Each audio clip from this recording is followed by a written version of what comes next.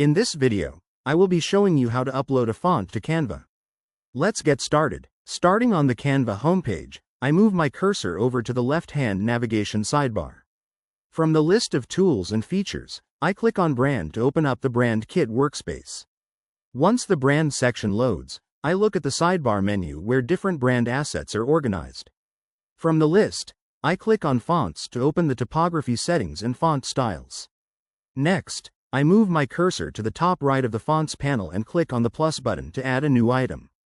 This brings up a drop-down menu, and from here, I select the option to upload a font. A pop-up window titled Uploaded Fonts now appears on the screen, displaying the custom fonts currently saved in the account. To import a new one, I click on the Add New button in the upper right corner of the window. This opens my computer's file explorer. I navigate to my Downloads folder, open the folder containing my custom font, and select the font file to upload.